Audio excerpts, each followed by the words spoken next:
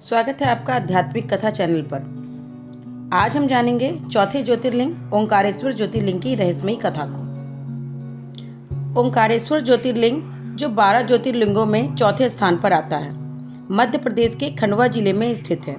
यह पवित्र स्थान नर्मदा नदी के बीच एक द्वीप पर बना है, जिसकी आकृति ओम यानी ओंकार की तरह दिखाई देती है।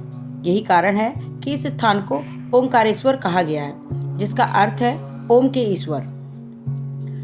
पौराणिक कथाओं के अनुसार एक बार इक्ष्वाकु वंश के प्रतापी राजा मनदाता ने राज्य त्याग कर भगवान शिव की भक्ति में अपना जीवन समर्पित कर दिया।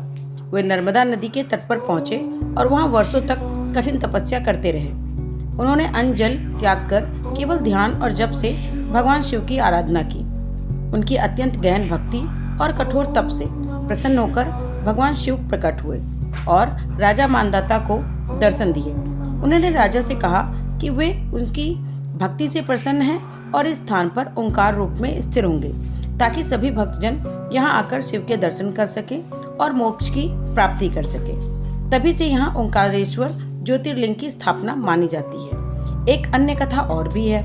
एक समय जब असुरों का अत्याचार चरम पर पहुंच गया और तीनों लोकों में त्राही त्राही मच गई, तब सभी देवता भगवान शिव की शरण में पहुंचे। देवताओं ने नर्मदा नदी के तट पर शिव का आह्वान करते हुए घोर तप किया। शिव जी ने प्रसन्न होकर ओंकार की दिव्य ध्वनि के रूप में प्रकट होकर असुरों का संहार किया। इसके बाद उन्होंने उसी स्थान पर स्वयं को ज्योतिर्लिंग के रूप में स्थापित कर दिया और कहा कि जो भी यहाँ श्रद्धा से आएगा वह मोक्ष को प्राप्त करेगा। ऐसा भी माना जाता है कि ओंकारेश्वर वही स्थान है जहां आदि शंकराचार्य ने अपने गुरु गोविंद पादाचार्य से दीक्षा प्राप्त की थी। यह स्थित दो प्रमुख मंदिरों में एक ओंकारेश्वर ज्योतिर्लिंग का मंदिर है और दूसरा ममलेश्वर या अमरेश्वर मंदिर। कुछ शास्त्रों में ये भी कहा गया है कि जब तक दोनों मंदिरों के दर्शन ना किए जाएं, तब तक पूजा अधूरी मानी जाती है।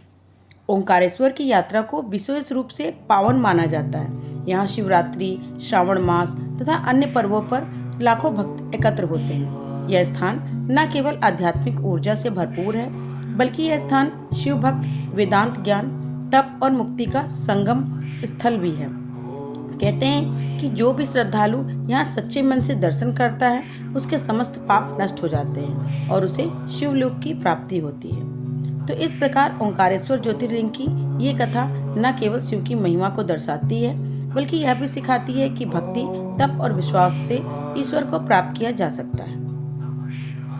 अगर आपको ये पौराणिक कथा पसंद आई हो तो वीडियो को लाइक करें, चैनल आध्यात्मिक कथा को सब्सक्राइब करें और बेल आइकन दबाएं, ताकि अगली कथा आप तक सबसे पहले पहुंचे। हर हर महादेव।